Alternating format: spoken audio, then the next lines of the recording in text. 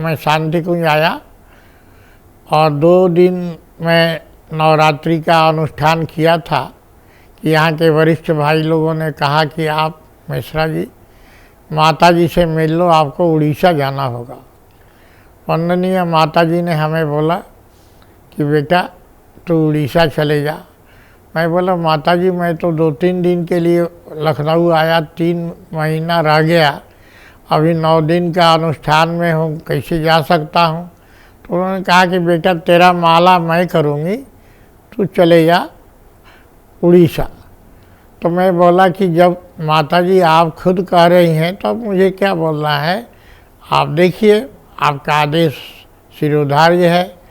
और मैं माता जी से आशीर्वाद लिया। माता जी ने हाथ ऊपर करके हमको इतना अच्छा से आशीर्वाद दी कि मैं घूम के नहीं गया, मैं वहाँ से उनके कमरे से पीछे की ओर मुड़ करके चला आया। पीछे को बिना मुड़े मतलब वैसे चला आया उनको देखते हुए। और उन्होंने कहा कि जा तेरा सबसे अच्छा रहेगा, सब प्रतिकूलता भी अनुकूल हो जाएगा और तुम अच्छा से अपना टोली चला सकोगे। मैं चला आया उड़ीसा। उड़ीसा में मुझे केवझर डिस्ट्रिक्ट दिया गया, मैं वहाँ गया और 3 महीना जब किया उस समय ब्रह्मपुर अश्वमेध यज्ञ चल रहा था। ब्रह्मपुर अश्वमेध यज्ञ के समय में मैं वहाँ का 3 महीना का परिभ्रमण करने के बाद जब ब्रह्मपुर में पहुँचा तो वहाँ पर अपना टोली का सारी जिम्मेवारी वहाँ के कार्यकर्ताओं को, केंद्रीय टोली को मैंने दे दिया। देने के बाद मैंने सोचा कि अब अगर मैं ड्यूटी करने लगूँगा तो मुझे फिर छुट्टी नहीं मिलेगी। उसी समय फुलवारी शरीफ पटना का अश्वमेध यज्ञ का समय आ गया था। मैं वहाँ के लिए भी फिर छुट्टी में ही रह गया और इस तरह से करते धरते मेरा लगभग अपने ड्यूटी में रेलवे के कमर्शियल कंट्रोल में मैं कार्यरत था। मैं वहाँ जब पहुँचा 6 महीना लग गया था। 6 महीना के बाद एक कंट्रोलर कभी आज तक इतना देर अनुभव है कि कोई जाता नहीं था ड्यूटी छोड़ के। जब मैं गया तो मेरे अधिकारी ने कहा, डिविजनल कमर्शियल मैनेजर ने, कि तुम क्यों आया, जहाँ गया था वहीं रह जा। मैं बोला कि मेरा काम पूरा हो गया और मैं आ गया हूँ, मेरा वेतन मुझे चाहिए। उन्होंने कहा कि जब तुम जहाँ गया था वहीं से पैसा लो। मैंने बता दिया कि नहीं, ऐसा नहीं है, हम लोग वेतन नहीं लेते हैं संस्था से, हम लोग अपना संविधान दिए हैं, हमें कुछ नहीं चाहिए। अपने परिवार के लिए जो कुछ भी मेरा रेल से पैसा बाकी है हमें मिल जाएगा। तो इतना दिन तक जो उधार हो गया होगा या जो भी ज़रूरत रहा होगा, दूसरों से मदद लिया गया होगा, वो सब पैसा दे दिया जाएगा। अंत में उन्होंने ना कहते हुए मेरे अधिकारी ने मेरा छुट्टी सैंक्शन किया और मैं छुट्टी के पीरियड का सारा पैसा 2-3 दिन के अंदर ले लिया और घर को वापस कर दिया कि जिसने जो भी हेल्प किया उसको तुम उस पैसा को दे दो। लोगों ने, साथियों ने मुझे हंसा, कहा कि तुम पागल हो गया है, क्योंकि इतना दिन के बाद आए हो, तेरे को कई गलत जगह पोस्टिंग हो जाएगा, तुम कैसे नौकरी करेगा। मैं बोला जिस काम के लिए गया था उस काम में मुझे कोई गलत जगह कोई नहीं भेज सकता। मेरे व्यक्तिगत काम से मैं जाता तो मुझे असुविधा हो सकती थी। हम महाकाल का काम करके आए हैं, इसलिए मेरे को कोई कहीं भेजेगा नहीं।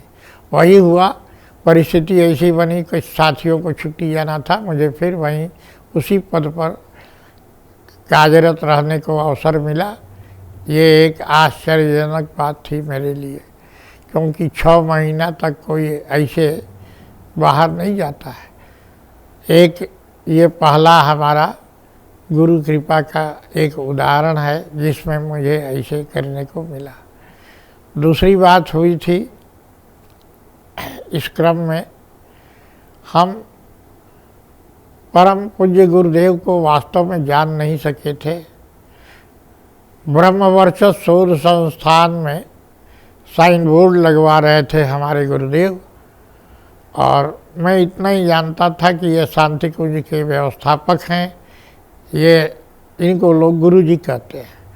मैं उस समय में गुरुदेव से वो दीक्षा नहीं लिया था, तो मैं ब्रह्म वर्चस्व में देखा कि ये तो वहाँ का बोर्ड लगवा रहे हैं, दाएं बाएं करके अपने से गाइड करके उसको लगवाए। लगवाने के बाद चलने को किए शांति कुंज।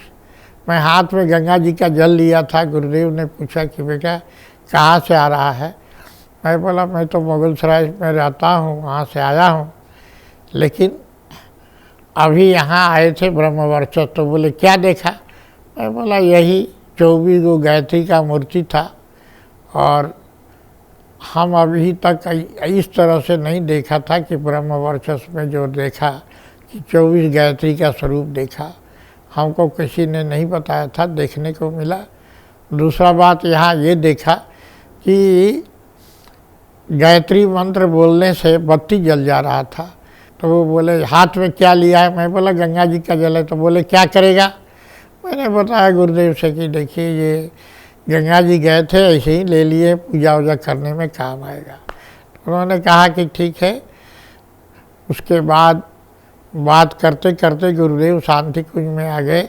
याद नहीं है कितनी बातें वो पूछते रहे, और सहज बाल स्वरूप में उन्होंने ऐसे बात मेरे से किया, मुझे याद आज नहीं हो रहा है। लेकिन गुरुदेव तब तक नहीं वहाँ से अपने रूम में गए जब तक कि हमारा उनका वार्ता नहीं पूरा हुआ। हाथ में लोग धर्मदंड लेकर के इधर उधर घूम रहे थे। मुझे लगा ये लोग दंडा वाले हैं, भाई अब तो समय हो गया, मुझे गुरुजी से बात बंद करना चाहिए। लेकिन गुरुजी बिल्कुल तैयार थे, बात करते रहे। बहुत देर तक हम लोग बात किए, फिर वे ऊपर चले गए, और मैं फिर अपने जिस कमरे में ठहरा गया था वहाँ आ गया। तो मैं गुरुदेव को तो देखा, साथ में भी आया, लेकिन गुरुदेव क्या थे, मुझे क्या समझना चाहिए था, मुझे समझ में नहीं आया। ये दूसरी उनकी एक विचित्र बात थी, जो कि मेरे को अवसर मिला लेकिन मैं पहचान ना पाया परम पूज्य गुरुदेव को। और एक बात और कहना है कि गुरुदेव के मिलने के बाद जब मैं दीक्षा यहाँ लिया था, तो मुझे लगा था कि मैं उस लायक नहीं हूँ, गायत्री जपना पड़ेगा, इधर उधर की गतिविधि से दूर रहना पड़ेगा। मैं डायरेक्ट इतना दिन तक गायत्री परिवार के संबंध स्थापित करने से दूर रहा, तो क्या होगा मेरा? मैं अगर दीक्षा ले लूँगा तो गायत्री जपना पड़ेगा। हमारे यहाँ तो पंडित जी लोग करते हैं, हम तो गायत्री कभी करते नहीं थे। लेकिन भाइयों ने बताया कि गुरुजी तो लेने के लिए नहीं, आपको दे रहे हैं, आपको दीक्षा लेना चाहिए। मैं गुरुजी से सोचा नहीं था कि दीक्षा लूँगा, लेकिन परिस्थिति बनी। मैं गायत्री मंदिर के सामने जो हाल है उसमें मैं गया। जाने के बाद देखा कि अच्छा कर्म कांड हो रहा है, मंत्र बोला जा रहा है, गुरु की महिमा बताई गई। तब तक तो गुरुदेव नहीं आए थे, लेकिन जब गुरुदेव खुद आए तो मैं दरवाज़ा के पास बैठा था। लगा था कि अगर मुझे सूट नहीं करेगा तो मैं छोड़ दूंगा, यहाँ से चला जाऊंगा। लेकिन गुरुजी को देखने के बाद मैं अजीब मेरा मानसिक स्थिति हो गया। मैं बहुत भावना में चल रहा था। गुरुजी का गुरु वर्णन सुनने के बाद गुरुजी अपना प्राण दीक्षा का क्रम चलाए और मैं दीक्षा ले लिया। दीक्षा लेने के पहले गुरुजी को देख करके मुझे रुलाई आता था, और अगर मैं रोता नहीं जब तो इधर देखता था डंडे लेके लोग खड़े हैं, मैं बड़ी परेशान था। लेकिन बहुत देर तक अपने को रोक नहीं सका, बड़ी रोया। और गुरुदेव ने दीक्षा के बाद मेरे सर पर हाथ रखा था। लगभग 80 में 5 आदमियों के माथा पर गुरुदेव का हाथ था, उसमें एक हम भी थे। गुरुजी बोले अपनी माता जी के यहाँ ऊपर जा कर के फूल चढ़ा देना, कुछ पैसा होगा तो दे देना। मैं वही किया। माता जी के यहाँ जा कर के अपना फूल चढ़ा दिए और बता दिए कि माता जी आज गुरु जी को प्राण दीक्षा देने का मौका मिला है, जिसमें हम भी हैं। ये मेरा फूल है, थोड़ा सा याद नहीं है, कुछ पैसा डाल के मैंने दे दिया था। उसके बाद से क्रमशः कितना सत्र मैं किया, कितना बार यहाँ आया, ठिकाना नहीं रहा, लेकिन मैं अंत तक गुरुजी को समझ नहीं पाया।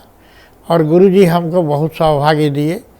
युग शिल्पी सत्र में गुरुदेव से के साथ बैठ करके फ़ोटो खींचने की बात जब चली, तो गुरु से अलग हट करके हम सोचे, हम और बनारस के मिश्री लाल दोनों भाई मिल के सोचे कि गुरुजी के साथ फ़ोटो खिंचाया जाए। नीचे हम गए थे वहाँ फोटोग्राफी में, तो गुरुदेव ने कहा था कि तू लोग फ़ोटो मत, तू खिंचा मत, तेरा फ़ोटो साफ नहीं आएगा। लेकिन हमको बड़ा बुरा लग रहा था कि गुरुजी के साथ फोटोग्राफर का फ़ोटो खींचने पर भी तो फ़ोटो आ जाएगा। गुरुदेव ने मना किया, आखिर वही हुआ, अच्छा फ़ोटो नहीं आया। लेकिन फोटोग्राफी हुआ, वो फिर बिगड़ करके ये किए। लेकिन गुरुजी हमको हमेशा, जब भी सुबह में हम उनको अखंड दीपक का दर्शन करने जाते थे तो गुरुदेव हंसते हुए बहुत सारा खुश होते थे, और हम गांधी टोपी पहन करके उनको प्रणाम करने जाते थे। और वो एक दिन बात कर रहे थे कि लड़के लड़कियों से छोटे रहेंगे, शादी करने का ऐसा तरीका होगा कि लड़कों का उम्र कम रहेगा, लड़कियां बड़ी होंगी, तो लड़के लोग लड़कियों पर अत्याचार नहीं कर सकते। और माता जी बड़ी कस के हंस रही थी। तो उसी माता जी को मैंने देखा कि बहुत प्यार करती थी। ऐसा प्यार उन लोगों का जो मुझे मिला, आज कभी भी हम इस जन्म में का किसी जन्म में हम छोड़ नहीं सकते। क्योंकि हम लोग 1983 में कल्प साधना में आए थे। दलिया और मूंग का दाल यही मिलता था भगोना में, और गुरु जी कहे थे कि ये लोग कल्प कर रहा है, इनको कल्प करने दो। और क्या हो, उन्होंने कहा कि इनको कितना हो अच्छा खाना बन जाए, उनको कल्प से मतलब है, उनका खाना बदलाएगा नहीं। माता जी ने लड़ करके गुरु जी से हम लोगों को उस दिन अलाउ कराया, जिसमें से कढ़ी, बढ़िया बढ़िया खाना, बूंदिया, पूड़ी सब मिला। तो हुआ कि एक बार के लिए अलाउ हुआ है। ये एक उनका खास बात था, जिससे कि कल्प साधना में हम लोगों को ये किया गया था कि चलो भाई, एक बार के लिए अलाउ हुआ था। और सबसे महत्वपूर्ण बात एक और मिला, मैं मुगल सराय स्टेशन पर पार्सल ऑफिस में नौकरी कर रहा था। 11 बजे दिन में मुझे खबर मिला कि गुरुजी को तो किसी ने चाकू से मार करके गूंथ दिया है, वो बचेंगे कि नहीं। हम तो कुछ जानते नहीं। तुरंत हमने पार्सल ऑफिस का चार्ज दिया और एक अलग गाड़ी से, जिससे हरिद्वार आते वो नहीं था, अलग गाड़ी से हम निकलते हुए सहारनपुर होते हुए शांति कुंज आए। आने के बाद हमको केसरी कपिल वर्मा जी ने कहा कि बाबा तो ठीक है, कोई बात नहीं है। तो हम लोग गए बेचैनी में। माता जी ने कहा कि बेटा आज से तो तुम लोग आया है तो ऊपर जाओ, गुरुजी को देखो। हमने बोला कि माता जी ऐसा तो नहीं है, गुरुजी को हम लोग कष्ट क्यों देंगे, हम लोग नहीं जाएंगे। तो बोली नहीं नहीं, मैं बोल रहा हूँ जाओ। हम लोग ऊपर गए, 5-6 लोग का अलग अलग जगह से थे। गुरुदेव लाल रंग के कम्बल ओढ़ करके सोए हुए थे और हाथ में सब पट्टी लगा था, और हम लोग प्रणाम करके बैठ गए। तो गुरुजी बोले बोलो, सब लोग बोले, कोई रोने लगा, कोई कुछ कहा कि सब देख करके। तो गुरुदेव बोले ये दिखलाई दे रहा है, मैं रात भर जग जग करके किताब लिखता हूँ, तुम लोगों को उसका चिंता नहीं है कि मेरा नींद क्यों खत्म हो जाता है, मेरा दर्द क्या है। ये हाथ में का, मेरे को कौन मारेगा, ये हाथ में का ये पट्टी हो गया है, सब ठीक हो। मरेगा कौन, छिपकली मरेगी, मरेगा कौन, कबूतर मरेगा, दूसरा मरेगा, हम नहीं मर सकते, हमको कौन मारेगा। तो उसके बाद गुरुजी 2 मिनट के अंदर फिर बिगड़ करके बोले जाओ, सब लोग जाओ, क्षेत्र में बोल दो कि गुरुजी ठीक है, हम तुमको किताब लेकर के घर घर पहुंचाने को कहते हैं तो वो तेरे से नहीं होता। और गुरु का शिष्य वो था आनंद मार्गी, जिसने मुझे मारने के लिए रिवॉल्वर लाया और रिवॉल्वर छूटा नहीं। हम तो महाकाल है, हमको कौन मारेगा। तो उसने दूसरा अक्ल लगाया कि चाकू से हमको स्टैब कर दिया। तो उसके चाकू से मुझे कुछ नहीं होने वाला था। तो मैं तुमको यही कहना चाहता हूँ कि अभी से भी तुम लोग वही करो, साहित्य पहुँचाओ, हमारे काम को करो। ये रोने का समय नहीं है। और रोने का बात ये सब तुम लोग फालतू हमको तंग करता है आकर के।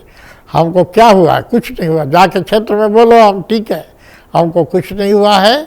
और पूरा ज़्यादा अच्छी तरह से सक्रिय काम करो, क्योंकि हम साहित्य बेचते, ये विचार के क्रांति को फैलाएगा और लोगों को जहाँ जहाँ साहित्य जाएगा तुमको कुछ नहीं करना, सब तो हमने बता दिया, सिर्फ रख देना है उसके घर में।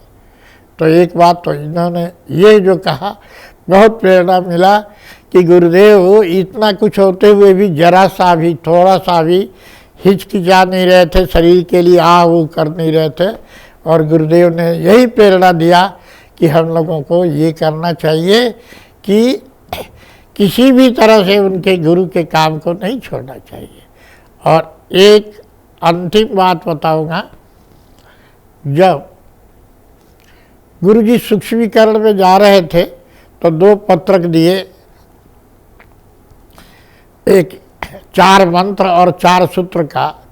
उसी समय उन्होंने हर आदमी से अलग अलग कागज़ दिए और बताते गए कि देखो मैंने विदेश भी भेजा था स्वामी प्रज्ञानंद को, और वो विदेश जा कर के तो लोग जानता नहीं है, वो पेपर में विदेश में निकलवा दिया कि गुरुजी मर गए, और अपने को बोला हम ही उनके जगह पर हो गए।